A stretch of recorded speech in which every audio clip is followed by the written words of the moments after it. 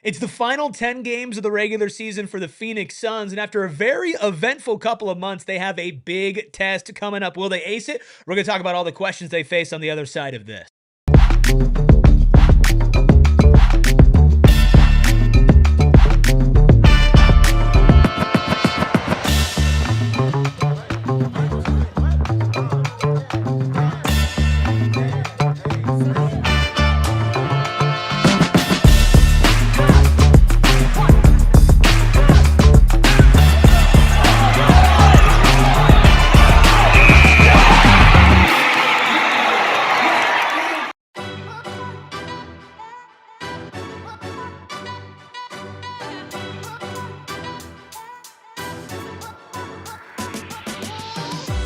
Psychos and sickos unite for a final countdown edition of the PHNX Suns Show. Of course, brought to you by our friends over at Bet365. Download Bet365 app, use code PHNX365 when you sign up, and find out why winning is everything with our friends over at Bet365. I'm Eric. We've got Gil, Espo, Steven, and of course the Freckled Mamba behind the Mac, making all of the magic happen as we are officially 10 games away from the end of the regular season for the Phoenix Suns, and we have 8 burning questions to run through in this show, from Dillon Brooks, Devin Booker, and Jalen Green to the Suns' fatal flaw. We're going to cover it all, but of course, first things first, hit that like button, hit that subscribe button, and Espo feels good because the Suns won last night. Yo, church, phrasing! Anyways, nah, it always is better when the Suns win, and it's always better when we have all the people in the chat. Glad to have you here along with us today. Kara, as always, Stephen Weiss. Yeah, that is the gray jersey, and it's got an amazing name on the back of it. Michael Evans is here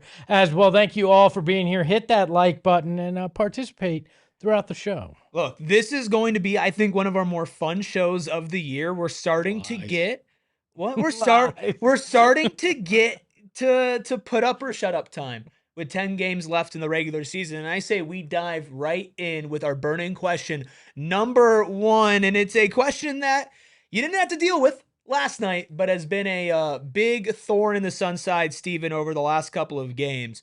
Burning question number 1. Can the Suns solve their fourth quarter woes?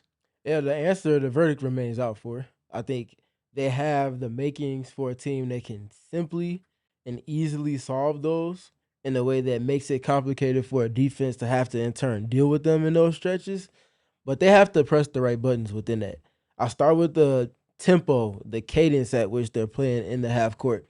Regardless of coverage, whether it's 2 to the ball on Devin, the softer iteration of 2 to the ball with Jalen that he saw in the playoffs last year that other teams can replicate, or if teams are outright just deciding to switch things to take their rollers off the board, you still have to get to your actions with a certain type of timing so that you can allow for advantages to present themselves and then give yourself time to then play off of those without the threat of the shot clock dwindling against you. So playing faster, getting into your sets quicker, and then just being more decisive more than anything. When Dillon Brooks comes back to the fold, which I think is an important piece for this, the shot-making talent for your team goes from solid to really good. You got 3 guys that could care less about a contest, and when Grayson and Royce are hitting their shots, that's 2 more guys. When Collins hitting his shots, that's another guy. All of those last 3 guys can kind of play off of the attention that the top 3 guys get. There's a kind of cascading effect that it can have.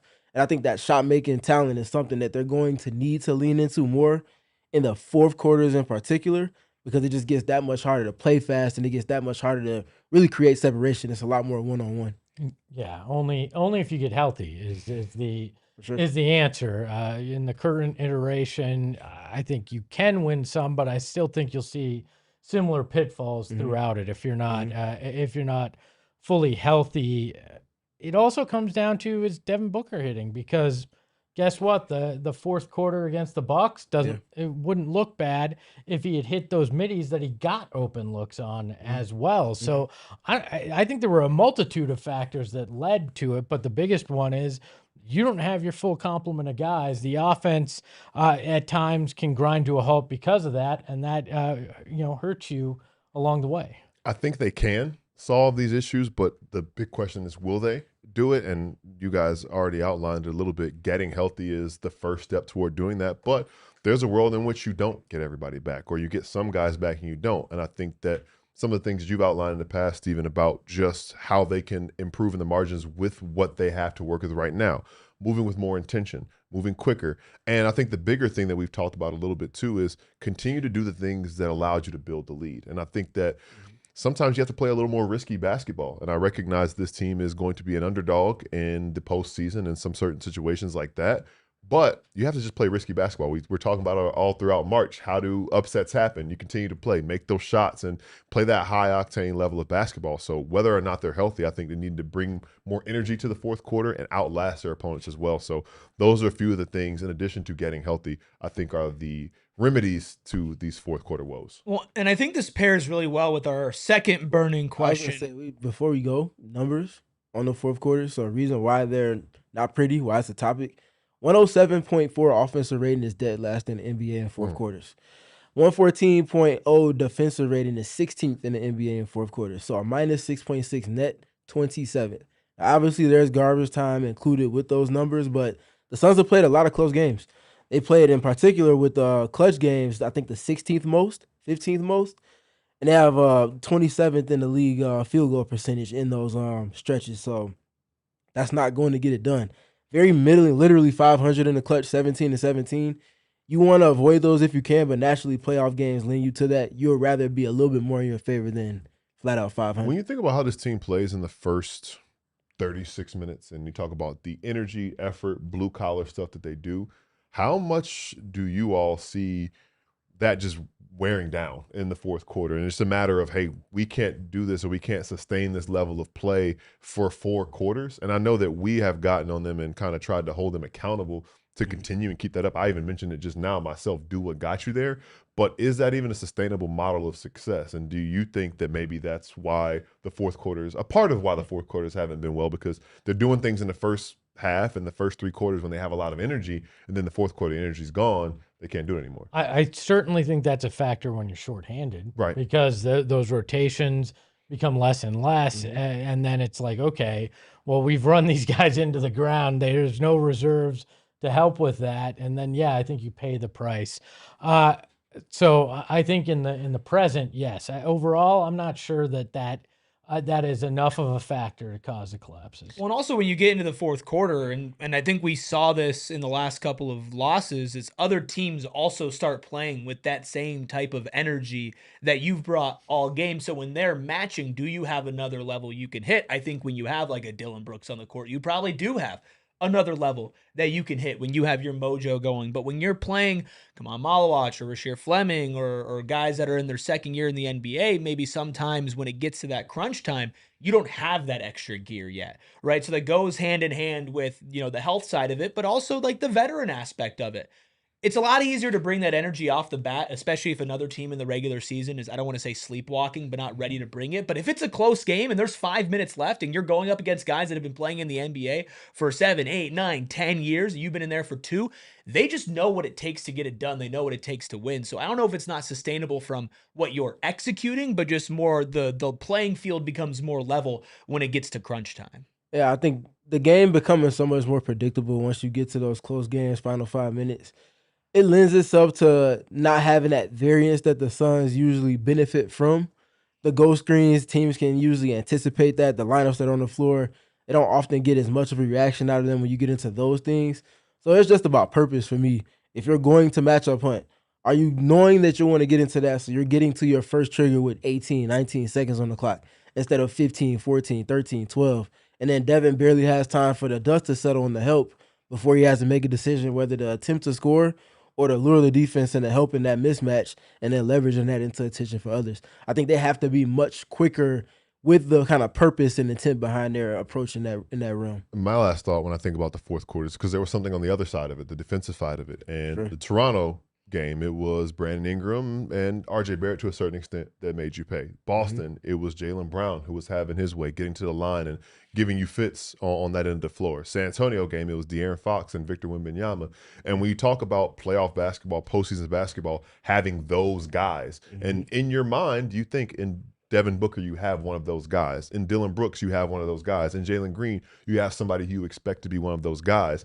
But then that's when you get to the execution. How do you get them into spots and places and run sets to get them into situations where they can do things? Think about how they cleared that empty side and they had somebody waiting in the corner for Victor Wembanyama to do what he needed to do. And he's like, no, I didn't want that. I wanted something to be that way. Figuring things out like that, running sets like that, how De'Aaron Fox was getting the ISOs he wanted with the head fakes.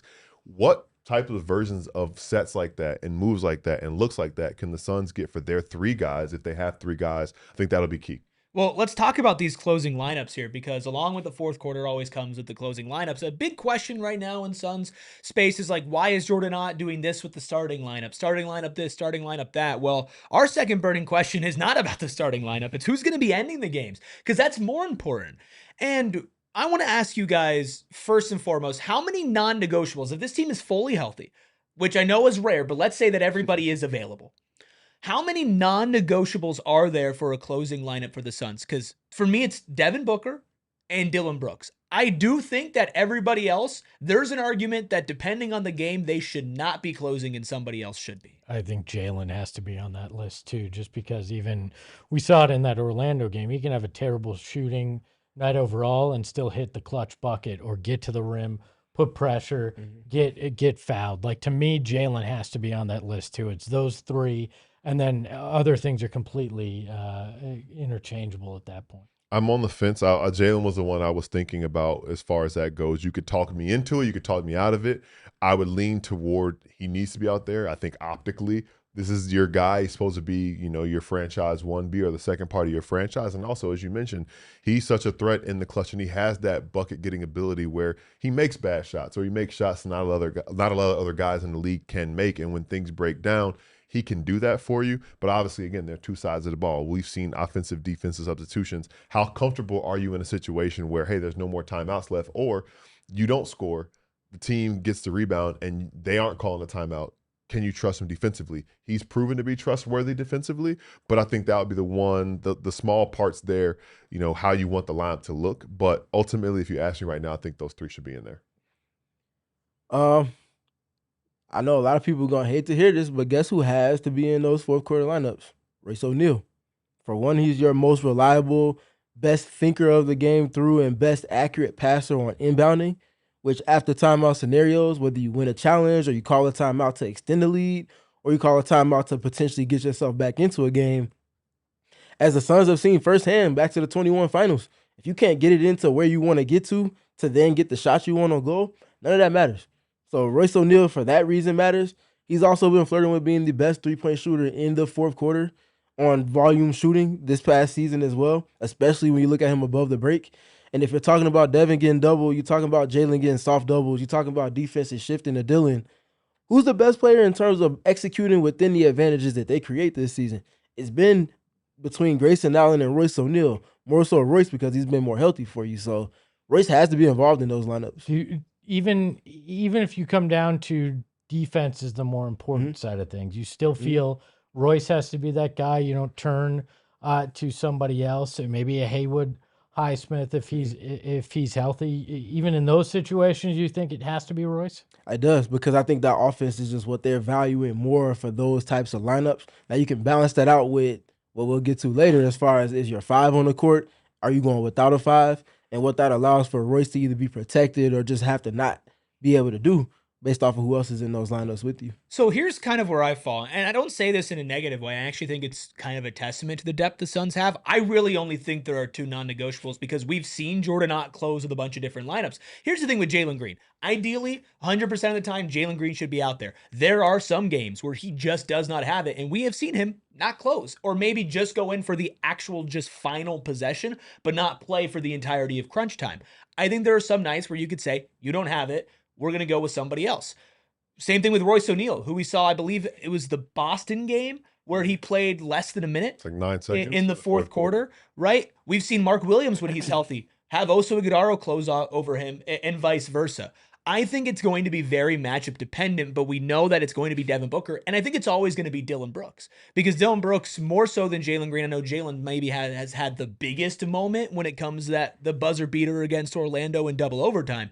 And Dillon Brooks has been a much more consistent clutch player this season over a big stretch of time. So for me, I feel like the Suns, and this might be a positive for them when it comes to certain playoff matchups, I think they have a bunch of guys who could potentially close for them. And ideally, it's led by Jalen, Book, and Dillon. But I mean, Colin Gillespie is one of your best shooters, not just on your team, but in the NBA. The same thing with Royce O'Neal, specifically in the fourth quarter.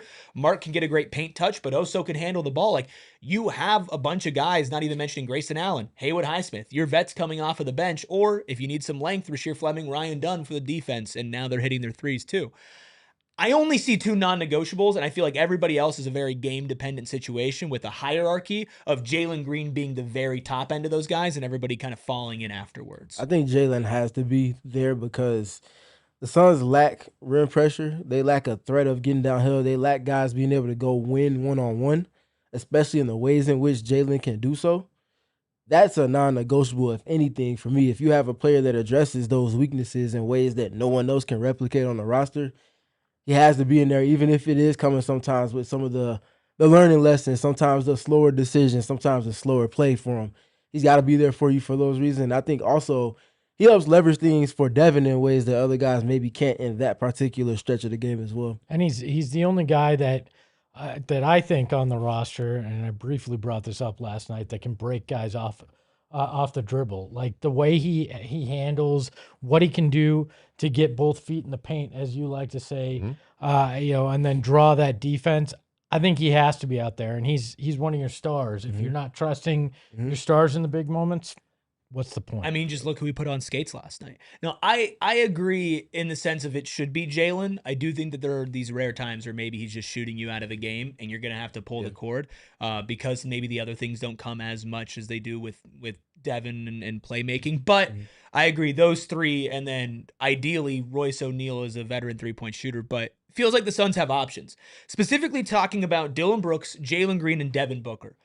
One big question that needs to be answered with those three, well, we're going to go over it on the other side of our first break. Hey, Gil. Hey. It's getting really hot outside. Yes. Yeah, you walk to work, you know just how hot it's getting, and I hate to break it to you, it's only going to get hotter. You're joking. But what if I told you that no matter how hot it got, you could pay around the same for your energy bill every month? That's where we go.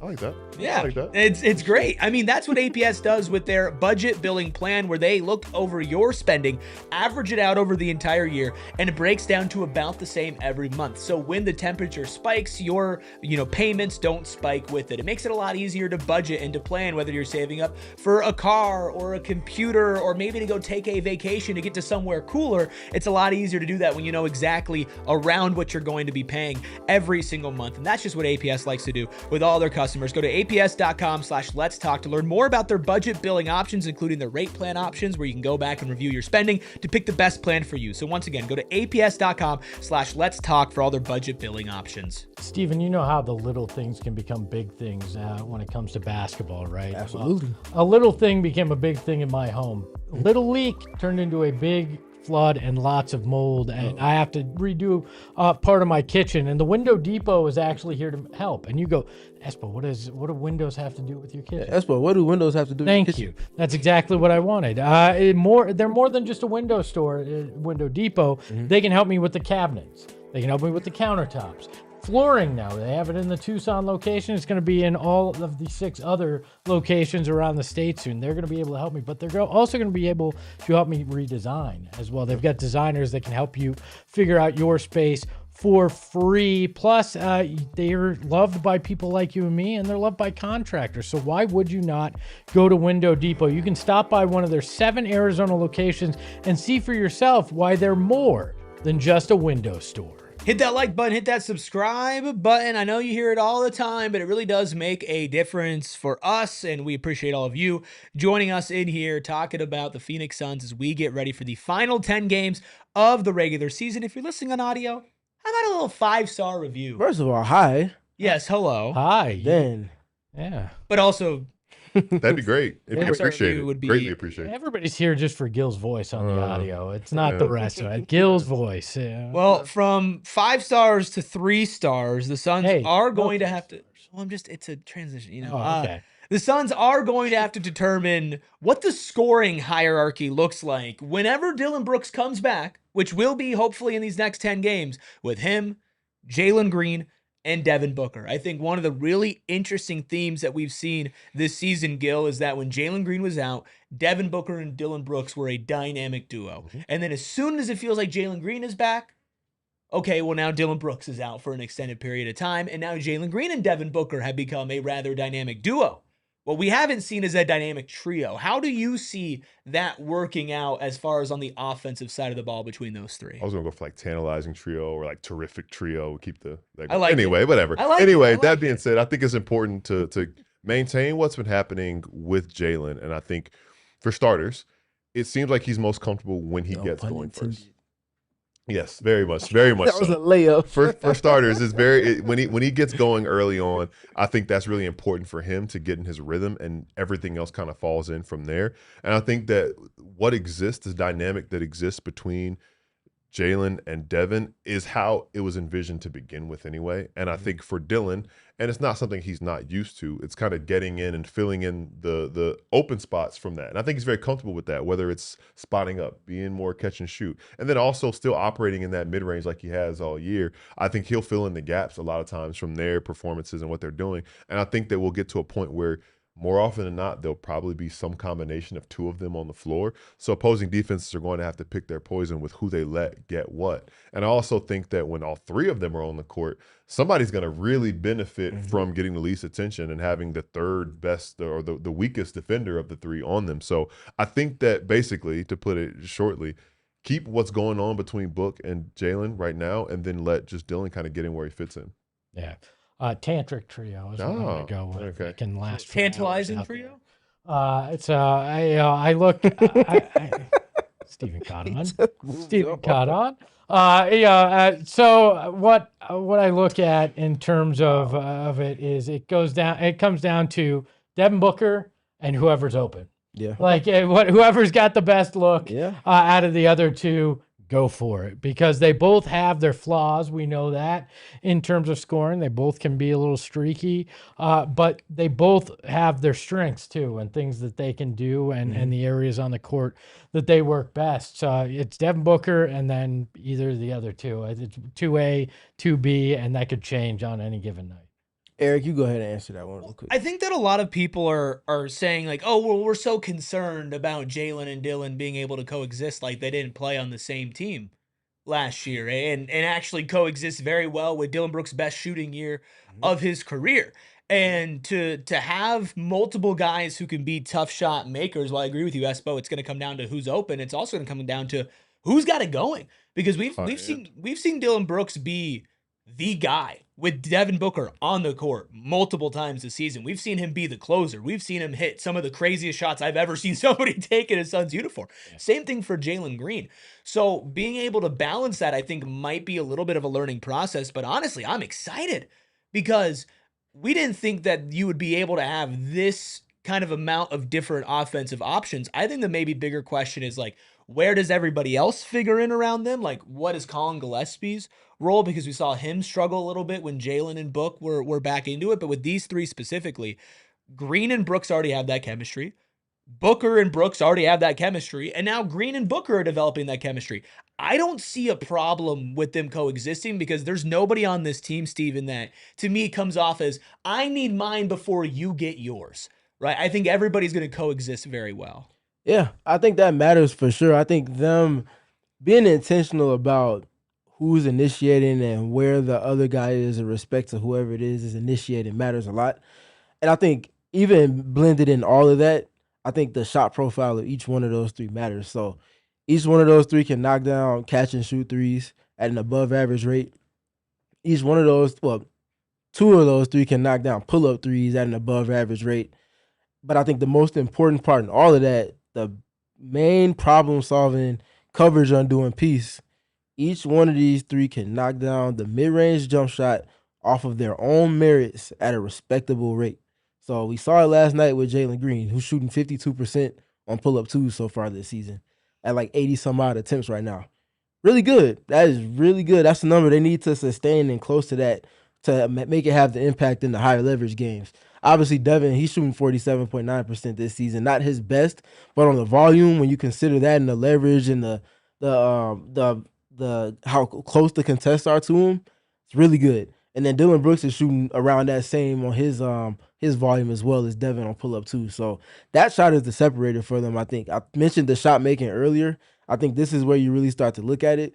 And I think bringing all of that together, they're 22-7 in games where they get to the 26 assist number. So I think that's the most important part. Moving it off of the tension that one garners, and then whoever it is that happens to be on the backside usually is the one that's going to get one-on-one opportunity. And needless to say, a lot of the time this season, that's been Dillon Brooks off of Devin. Devin gets two to the ball. Devin has the defense shift. Case to the second side. Now it's 10 seconds left, and Dillon Brooks is one-on-one. There's a question here from Hoosman, going back to our conversation about the closing five. I want to get in here before we stray too far from it. Says, what about the free throw game? And a $5 super chat. Thank you, Hoosman. If there's going to be a foul competition, or just they're going to foul, is there a lineup that you choose? I think this, of course, coming off of that San Antonio game. But give me your all free throw closing five. Devin, Jalen, Royce, Dillon, and Grayson, right? Well, okay. Is it just simply they're gonna foul and I just gotta put somebody out there? Then yeah, it's Grayson at that point as well. If I have to have somebody that can play some defense against a bigger guy, maybe it's Haywood. But yeah, I think that's where I'd go. Based on percentages, I would go Devin, Colin, Grayson, Dillon, and then a fifth person TBD is Jalen filling it that night. He's had some weird free throw shooting nights, but if it's a situation where I trust him in high leverage situations, I don't know, like Haywood's too small of a sample size to base on what he's, I think he's like 5 of 6 in a Suns uniform this year, so that's a little bit difficult to say. I don't know what his career numbers are looking like. I mean, by all intents and purposes though, Mark's like a solid free throw shooter for a big man if you feel the need to have a big man out there. But obviously you typically do the substitutions once a guy goes to the line and you get somebody in who you trust to rebound. But I think you having the luxury of having 4 guys who shoot over 80% with Book, Grayson, Dillon, and Colin is a great start for a free throw shooting lineup. Yeah, Rasheer and Oso don't make that cut. Probably not this year. Not right now. No, they don't. But speaking of Mark Williams, on to our next burning question. Obviously, we'll be talking more about Dillon Brooks as we get closer, hopefully, to his return. Are the Suns good enough at center if Mark Williams doesn't come back? I know that there was an initial timetable of 2 to 3 weeks for Mark Williams with the stress third metatarsal in his left foot. It's been about 2.5 weeks. We're getting close to 3 weeks. We have heard absolutely nothing about Mark Williams. So my first question to you guys is just kind of gut check. Do you feel like it's possible that Mark Williams just straight up does not come back this year? Yes, 100%. Because it's a big man. It's a foot injury. It's an injury that the next thing that happens, if you're not careful, is you fracture your foot. And this is a guy that has 0 years left on his contract after this. He's heading into free agency. And if he's not 100%, I don't see his agent saying, this is a real great idea that you go out there and risk this, because some people say, well, if he doesn't play it plays right into the injury thing. And if he breaks his foot, that's all she wrote. That really plays into the injury thing as it actually happens. I agree with you. And I think you are the one that, say, planted the seed of doubt in my brain. You turned me into a cynic, but you did kind of realistically look at it and say, listen, this guy is dealing with something that could become a massive issue. This guy is thinking about the next 5 years, not the next 5 weeks of his NBA career. And if you need to make a decision, and I'm not saying anything, we don't know anything, but if it comes down to making a decision for the next 5 years over 5 weeks, you choose 5 years every time. So obviously would love to see him back in the lineup, hope to see him back in the lineup, and holding out hope that he's back in the lineup. But I do recognize the reasons why and the reality of maybe not seeing him take the floor again this year. Yeah, if he's not playing or he's not available, not going to finish the way that it potentially could on the high end side of it. You simply lack size. And if you're taking away the one piece that is in your main rotation that consistently gives you that as something to either neutralize what an opponent has or be an advantage for you depending on who the center group is that you're up against. Now you have to overextend into Oso again, which leads into who's playing behind him, which leads to his man ready, which leads into how much of small ball can you rely on for longer stretches, which leads to how much can Dillon Brooks hold up without fouling there. Same thing goes for Rasheer, for Haywood. Like, there's a lot of domino effect that comes from not having your starting five there. Outside of just the statistical impact that it has for you, it just leads to too much overextending. And if you're talking about matching up with some of the teams that they might see potentially in the first round or potentially in the play-in tournament itself, that becomes something that could be an advantage for you that turns into something that's a lot more in limbo than you would be comfortable admitting. Understanding that the small ball conversation is something we're going to get into, but thinking about the rotation of Oso and man potentially, I guess like the follow would be like, how many quality minutes? I know a lot of it's matchup dependent, but how many quality minutes do we trust them to give you, right? Because I think like when Mark is playing and Oso's coming off the bench, he's giving you anywhere between 17 and 25 solid minutes of center play.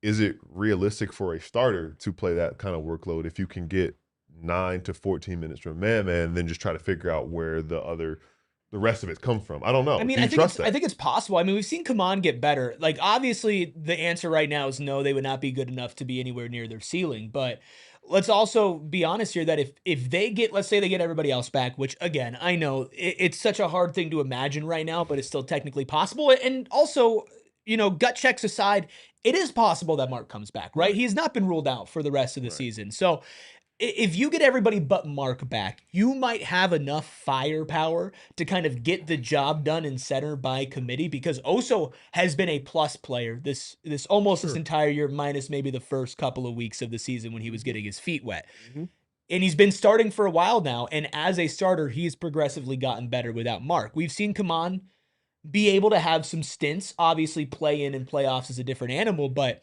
if you can get into small ball, or if you can lean into like this 3-point variance, if you have Grayson and Haywood and Rasheer and Dillon and Jalen and Colin and Booker, like all of these guys plus Jordan Goodwin who can get hot from three, you might have enough to still be a dangerous team because you have so many other pieces.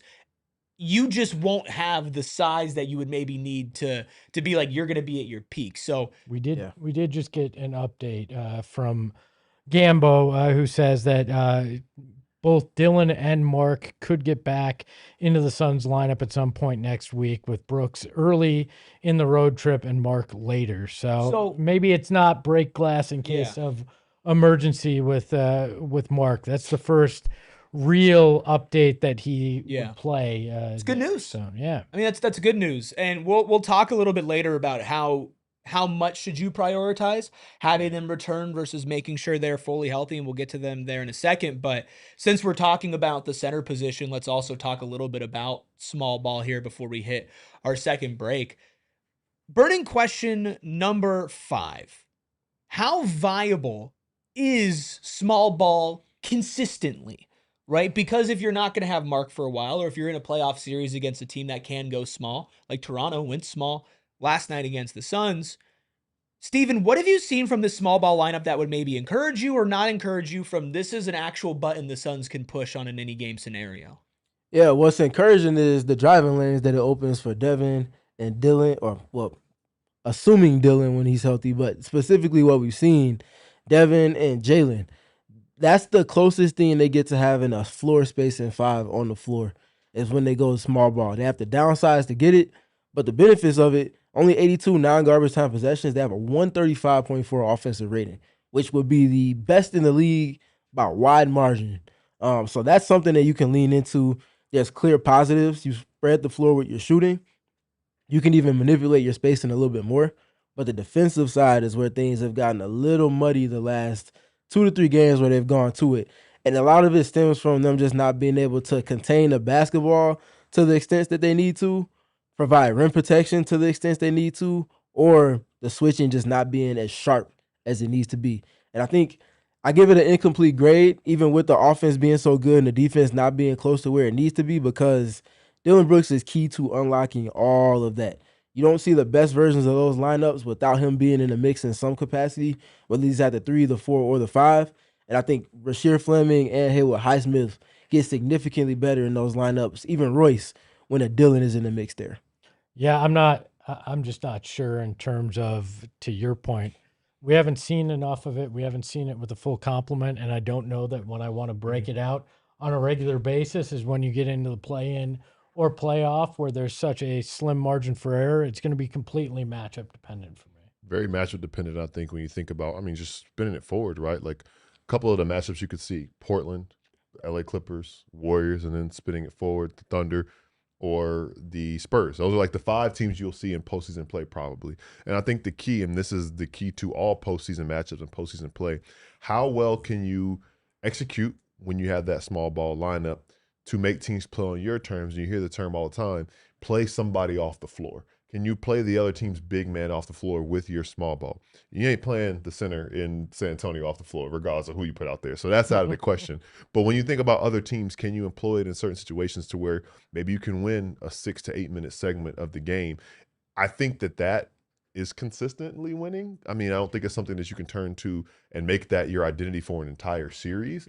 But certain parts of the game, certain momentum swings in the game, I think that this small ball, when you have your full complement of players and you're choosing from those different wings and some of those guys who can play outside their position, that's when it can benefit you. And I think that that's a button the Suns could press to win a couple games and maybe even swing the outcome of a game or a series in the playoffs. I think the emergence of Rasheer Fleming is really the key to all of this. I know you can do it with Dillon and you could do it with Haywood, and maybe if you really want to get risky, you could do it with Royce O'Neal, but Rasheer Fleming gives you a level of rim protection that is very beneficial when you're going for small ball. He's been a consistent shooter from 3 in the entire month of March, shooting about 40%. And everything else that he's doing on the offensive end where he's able to now kind of go to the rim a little bit and finish on some tough layups. Like, he can be that guy that could run somebody off of the court. Now, maybe he gets run off the court if he's going up against a guy like Donovan Clingan, but it's an option I think the Suns can use, and they might have to if Mark Williams isn't there. And I'm glad we've gotten to see it a little bit, right? Like, we've seen it more and more, and we've seen it close quarters, and we've seen it in big spots over the last couple of games. And maybe there have been some learning moments to where, like, hey, we're up by 5 and our offense is really lacking. Let's go 4 shooters and Rasheer Fleming out there and just let's see what happens, right? It's definitely possible with how good Rasheer's flashes have been, but a big thing is also, can you stay out of foul trouble if you're Rasheer Fleming, because the bigs are going to hunt you if you're playing small. I think it's been important for the post All-Star break process, because even when Mark has been available, even when Oso and Mark have been available in tandem with one another, we've seen the center play not be to the level that the team has needed it to be to win any individual game at times. So when Jordan Knott doesn't have another pitch that he can go to in his kind of Rolodex, it's like, okay, what else do we do? I think stumbling a little bit into small ball and now having that as an option to potentially be viable helps you bridge that gap to where, okay, Mark, you're healthy. Thank God, first of all. Second of all, let's see what you can do impact-wise. If it's not there, you have to push Oso up, and now we lean into the small ball. You have another option in your kind of your toolbox to lean into. But do you use that to force another team to play, kind of your way, dictate that? Or is that a reaction thing that you just use in case of kind of an emergency or a need for a vast change of pace if you're one of the coaching staff? Yeah, it's both. It's your Swiss Army knife, because you can play to the style of any opponent. You've already shown to be able to win games on multiple terms. Now you have a small ball unit to where you can kind of play to different terms within those types of games as well. We'll keep the Rasheer Fleming conversation going, plus answer some more burning questions about the Phoenix Suns as they gear up for a hopeful potential playoff series on the other side of our second break. We love our friends over at Bet365 because they're always looking out for you, including giving you an early payout offer where if the team that you bet the money line for goes up 10 at any point in the game, you'll get your bet paid out right there on the spot. Of course, the big time that this happened during the first round of the NCAA tournament, 16 seed Siena was up double digits on Duke. And guess what? Everybody who took Siena moneyline got a nice, hefty payday, even though Siena went on to lose that game. That's why Bet365, they are the best. And right now, with any new Bet365 user signs up and makes a $10 bet, you'll get $365 in bonus bets. That's right, $365 in bonus bets, win or lose. It's the perfect party favor. Bet365 for winning is everything. Download the app today. Gambling problem? Call 1-800-NEXT-STEP. Please gamble responsibly. Must be present in AZ. $10 minimum deposit required. Bonus bet wagers excluded from returns. New customers only. 21 plus only. Time limits, minimum odds, and terms and conditions apply.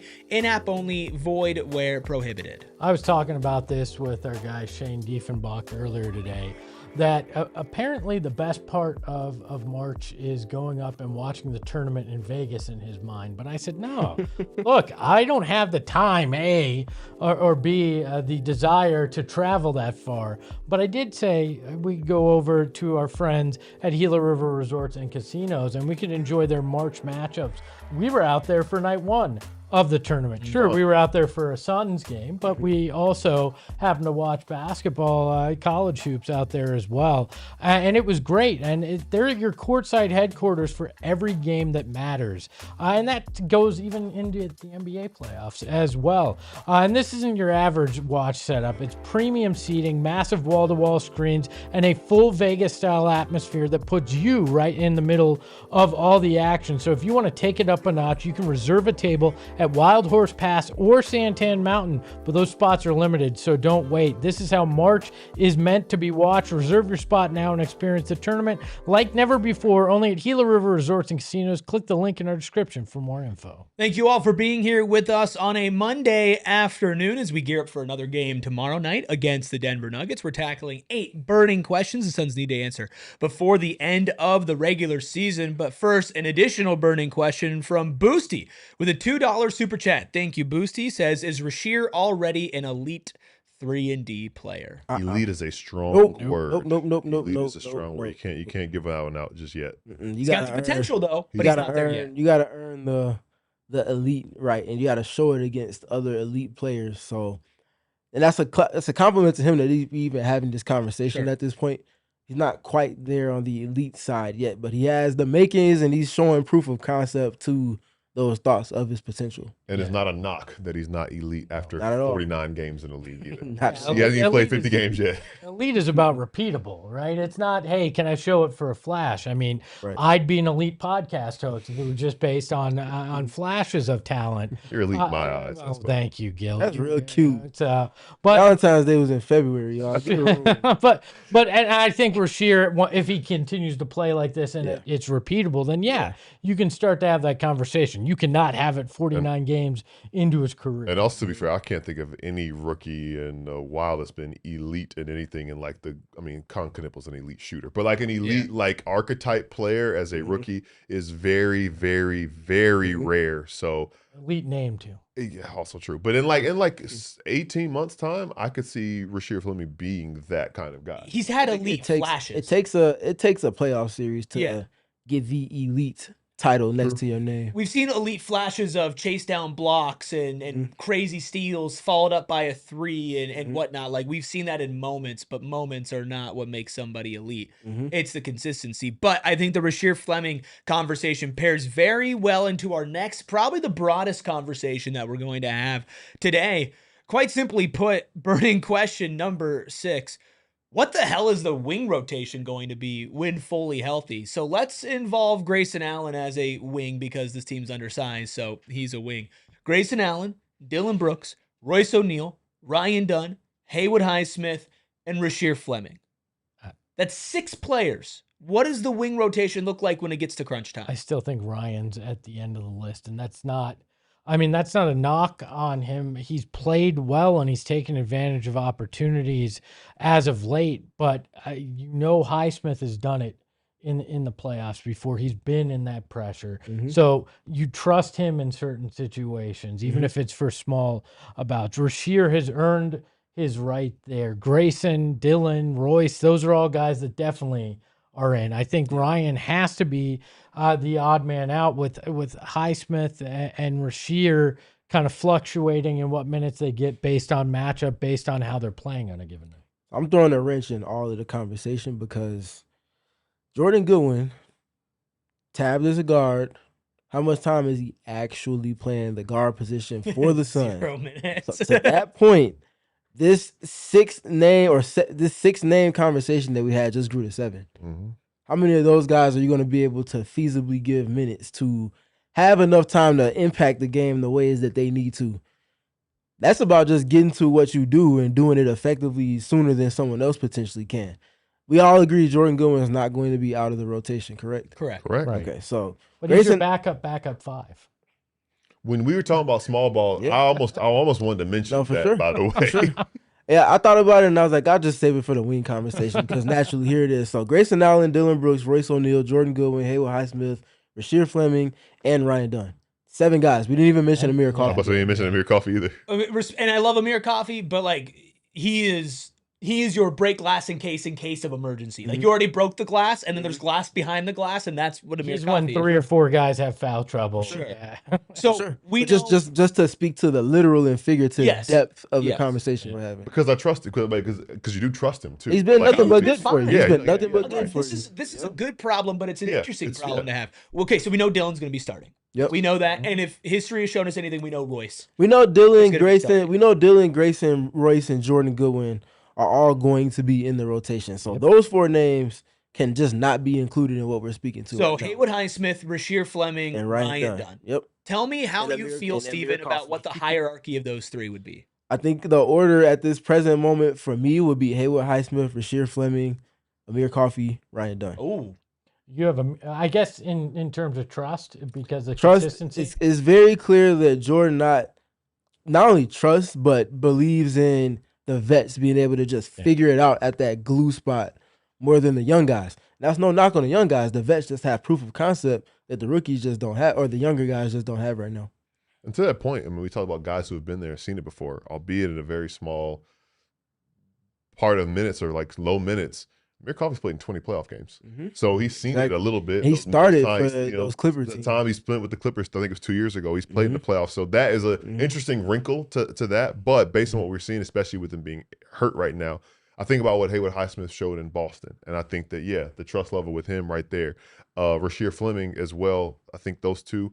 I have Ryan Dunn over Amir Coffey just right now. I think just because it's probably prisoner of the moment or what have you done for me lately. Amir Coffey's injured right now, so it can't really be fully looked at with him. But Ryan Dunn is stringing together these 2 performances and winning plays within those performances. I think his confidence is at a high. But we're going to learn a lot over his last 10 games. Sure. Can he sustain yeah. that? That's kind of the thing for me is if Ryan Dunn plays like he's been playing over the next 10 Then games, he's over Amir then at that then point. I mean, Yeah, sure. at that point, if he plays like he's been doing for the last 10 games, he's going to be in their playoff rotation. Maybe for 5 minutes, but How though? How are you going to do I mean, that? if he's If he's the 6th guy, how are you going to find? I don't those think this minutes team in the has a playoffs? very tight rotation in the playoffs. I think like we've seen Ryan Dunn go from out of the rotation and not be on the bench to being the first off the bench, even before some of the health issues with this team over the last 10 games. He was out of the rotation three games ago for 2 games. And he's the first guy off the bench the game before af- that, and then he's the after- first guy off the bench the yeah, games after that. Like we've seen him kind of go here and there. If that 3 is somewhat consistently falling over the next 10 games, the rebounding that he brings, the point of attack defense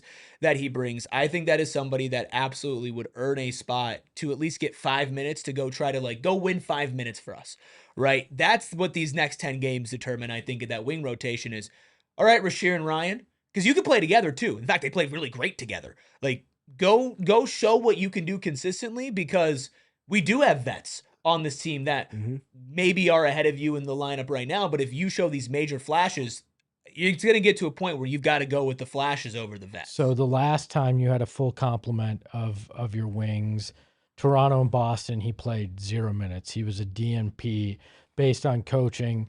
2 games before that, he only played 4 minutes. I think if you have your full complement, there is a better than 0 chance that he gets a DNP, because Sure, I think you're there's a trusting. chance. I think you're trusting those other guys, to your point, the vets, the guys that have been there, and Rasheer's earned the minutes over him. So I think Ryan would have to have an otherworldly heroic final 10 games with his minutes even shrinking because of guys coming back now. I think about a couple of things. I think about the energy.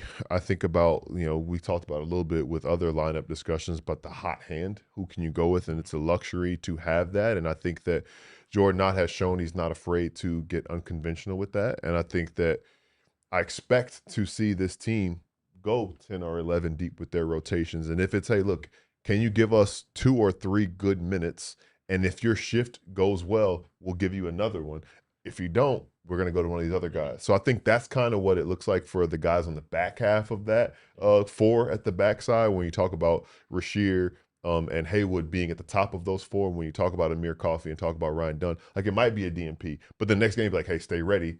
We're going to give you 3 or 4 minutes at the end of this first quarter, at the beginning of the second quarter. And what can you do? And if you get the offensive rebound and a deflection and make a corner three, we might roll with you a little bit longer. And it's a good problem to have if those guys who are involved respond the right way. And I think everything we've seen from them, they have, because you talked about the DMPs he's gotten and he's responded, but it's going to be difficult for those guys to stay warm and also stay in rhythm because that's going to have to be their reality. I mean, naturally, I know that we don't want to think this is going to happen, but it's natural that these rotations just tighten when you get to the playoffs. Do we just think that Jordan Knott's, this sounds negative, but really inexperience when it comes to being a head coach in those moments is going to have him do something that's counter to what most coaches do? I think honestly, if we're having a larger conversation about what to expect from him, how much of his thinking of approaching the game, whether it be from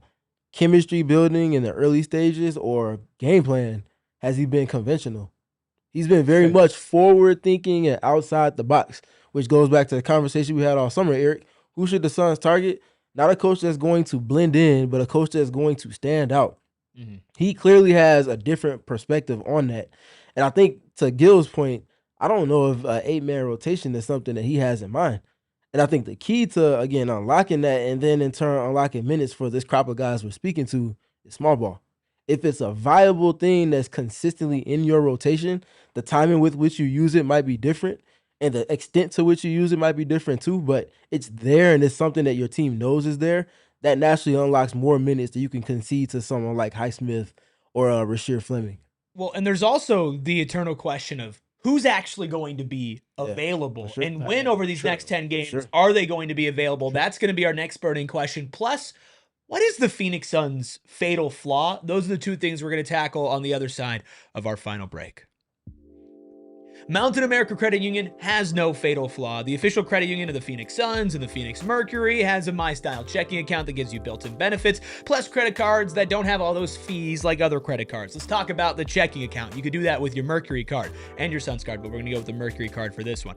Restaurant deals, mobile phone protection, telehealth access, identity protection, loan rate discounts, offers on travel and events, all with that MyStyle checking account. So all you got to do is put the money in and the money works for you. But what about when you go get your credit card? We'll call that the Suns card. The Suns credit card, you can get that as a no annual fee credit card available as low rate, cash back, or rewards card options. At the end of the day, Mountain America Credit Union is here to guide you forward on your financial journey. So go get your Suns or Mercury card today from their official credit union. Apply at any Arizona branch. Visit macu.com/Suns to learn more. Insured by NCUA. Terms, conditions, and exclusions apply. Loans on approved credit.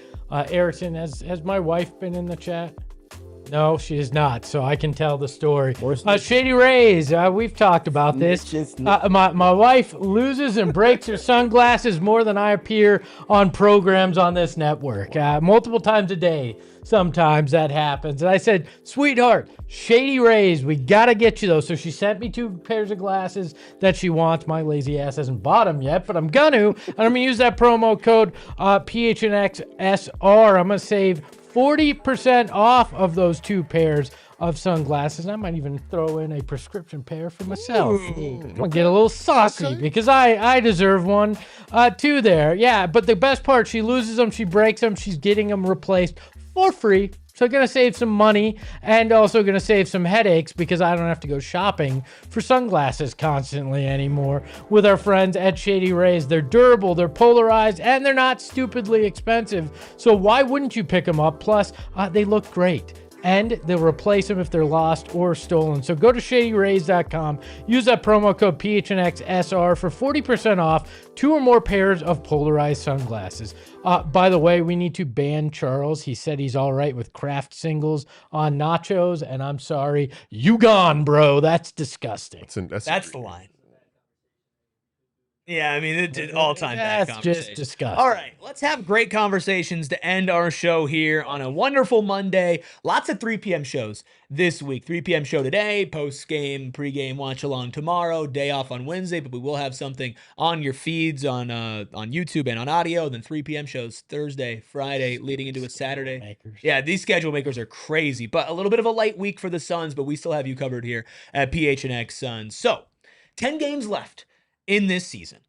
The Phoenix Suns are more or less locked into that 7th seed. Very rare that they would go up, very rare that they would go down. 4% chance at 6, 7% chance at 8th, 87% chance at 7th. And you have, right now, sitting on your bench, Dillon Brooks, Mark Williams, Grayson Allen, Haywood Highsmith, and Amir Coffey. All on your bench right now. Lineup's worth of guys. Exactly. Now, we know that none of them have been ruled out for the entire rest of the regular season. But how important is winning these next 10 games? And by, of course, association, how should the Suns handle these injury returns? Should they bring a guy like Mark Williams and Dillon Brooks back maybe at the very beginning of their timeline in order to push for these wins? Or should they maybe give them an extra game or two, let them heal up a little extra? Because if you drop a game or two right now, it's not the end of the world. For me, this is essentially preseason again in these last 10.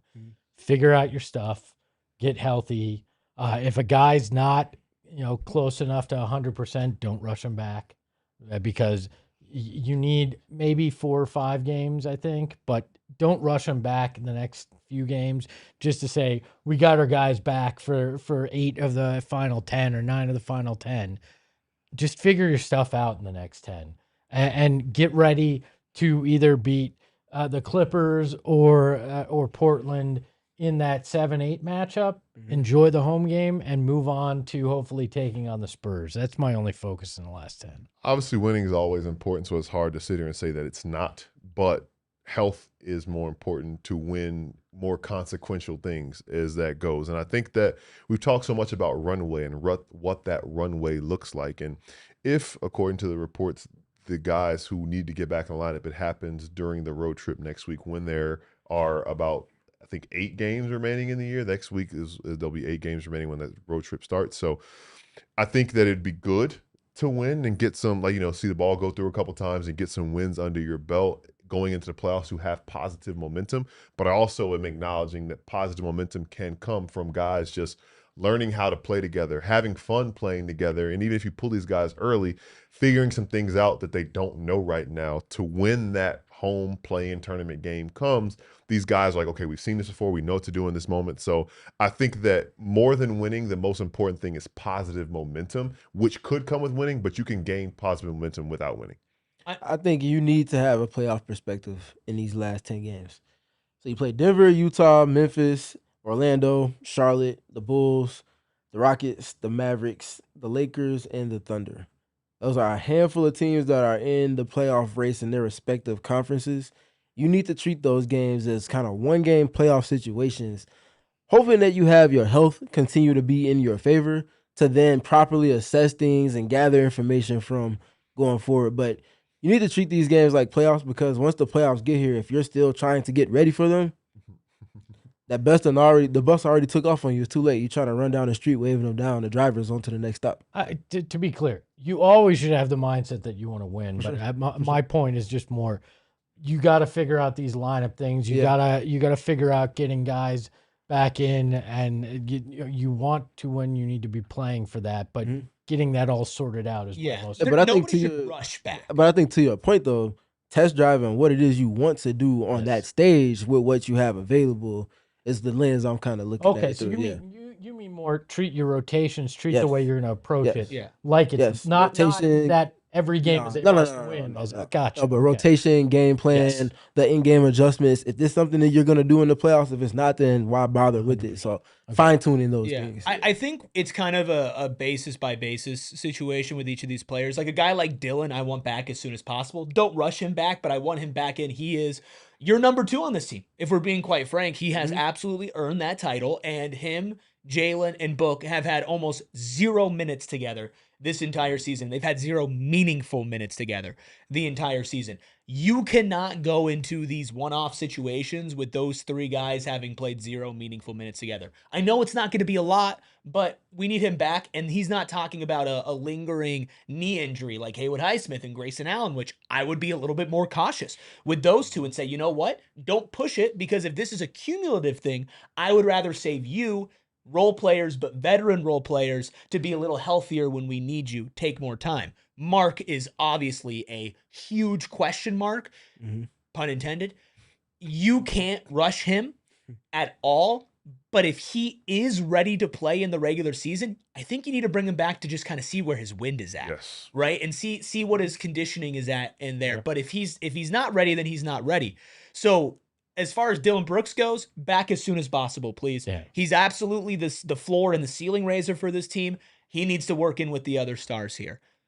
Grayson Allen and Haywood Highsmith, let's just chill out a little bit. Maybe get you a couple games here and there, see how your knee responds, but I don't need you rushing back because you have lingering knee issues. Amir Coffey, we'd like to have you in the rotation. It's not the end of the world. Mark, who knows at this point? But that's kind of where I stand, is like, winning is important, because also when you're going into these 1 or 2 game scenarios, we've seen the Suns be very hot and very cold, right? And they haven't had crazy losing streaks until recently. You don't want to go into the play-in having lost 3 out of your last 4 or 4 out of your last 5 and just be like, oh, well, we're adding Grayson Allen, Dillon Brooks, and Haywood Highsmith for the play-in. Well, guess what? You got no mojo, man. This is a team that feels like they always have to have a little mojo to keep it going. Go in and be above 500 in your last 10, specifically in that last 5-game stretch. Get a little momentum, not just on the court with what you're trying to do, but actually pick up some decent results here and get some more wins. Yeah, I would love to see 6-4. I'd be all right with 5-5. Put you at 45. I think it depends on the wins. 5, but yeah. I mean, it puts you at 45 wins as long as it's competitive. Like, if you get games like the Boston and the San Antonio game that are highly competitive, but you lose to a team that maybe is a little healthier than you or a little bit more talented than you, fine. But I need 5-5, 6-4. Final question here, as we wrap things up on our 8 burning questions for the Suns' final games of the regular season, is quite simply, what is this team's fatal flaw? Steven, what comes to mind? A lot. Damn it. I'll start the conversation with the defensive rebounding. So the Suns at this present moment, defensive rebounds per game, I don't know why I just lost the tab. But either way, have not been good there. And that's a nice way of putting it. It feels like if the Suns defense is going to be what they dictate to opponents with, these things are not independent of each other. They're very much aligned. A good defensive team is going to be a team that stamps their stops with the rebound. A team that's usually middling or just leaves a little bit to be desired there is going to be a team that oftentimes does not come down with the defensive rebound that allows for them to start their offense. We talk about the run-on sentence component. The only way you can get the run-on sentence is if you're not, after a comma, allowing for your opponents to then dictate the next version of that sentence. You have to go and get those rebounds, which naturally leads to you winning the possession battle, which naturally leads to your top-end offense in transition, being able to get the most out of that, and then you continue to weigh on your opponents from that. But you have to navigate the game as well by grabbing defensive rebounds first.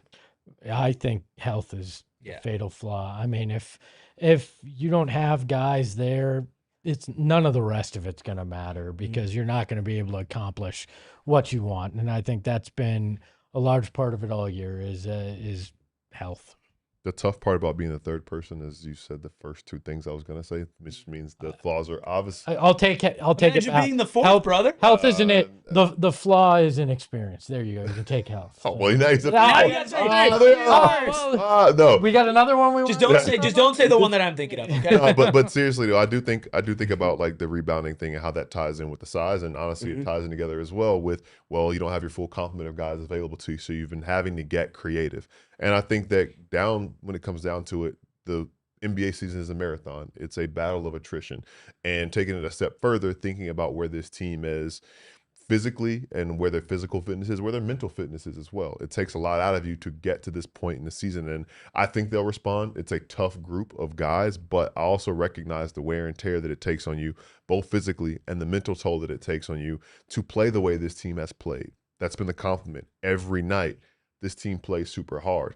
Well, when it takes a toll on you physically, it gets harder and harder to sustain that level of play. So I would love to see them have another reserve they tap into once the stakes get higher, but I also recognize that there's going to be a lot that could get in the way of them doing that when the postseason rolls around. To me, it's actually what we started the show with, and that's that fourth quarter execution. This team has shown that even when they're shorthanded, missing all the players we just talked about in our last burning question, they could be on the road competing with one of the best teams in the Eastern Conference or one of the best teams in the Western Conference, playoff teams, right? But when it came down to it in crunch time, they just didn't have enough. There is only one legitimate, true, high-level playmaker on this team as far as making plays for others, and that's Devin Booker.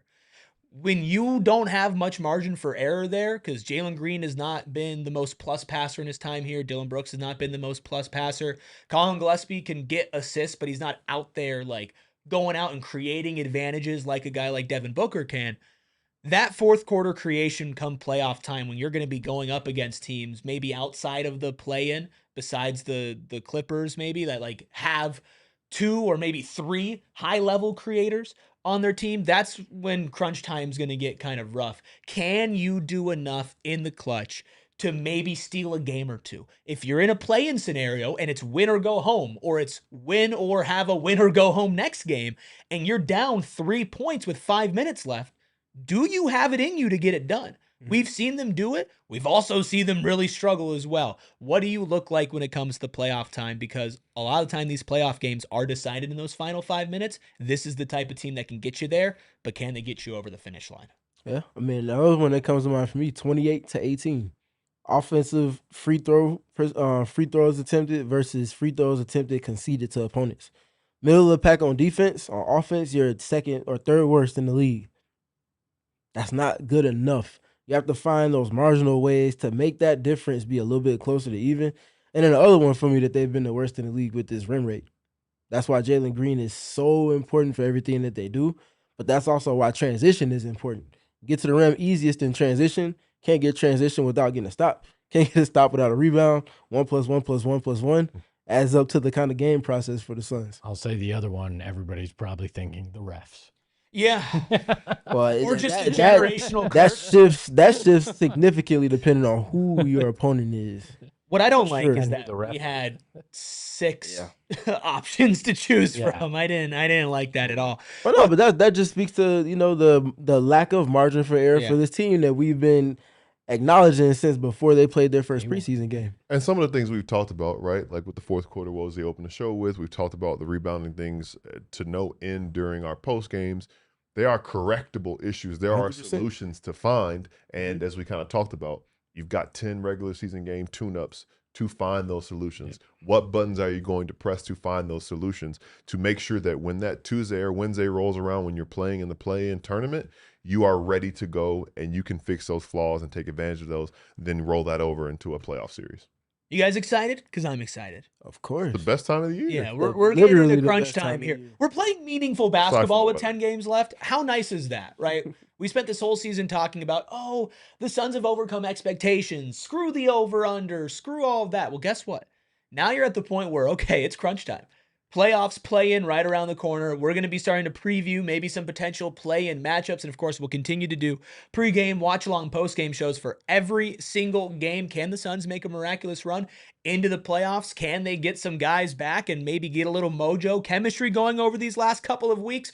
All of it's very important, and it's very important that you stick here with PHNX Suns. We'll be back tomorrow against the Nuggets. In the meantime, you can follow the show at PHNX_Suns. That's on Twitter and on Instagram for breaking news, stats, highlights, everything that you need to be the most informed Phoenix Suns fan. Shout out to Freckled Mamba behind the Mac, making all the magic happen. You can follow him at Freckled Mamba. Of course, you can follow Steven at StevenPG3. Boots on the ground for every home game, and of course, bringing you film breakdowns, which you got 2 of.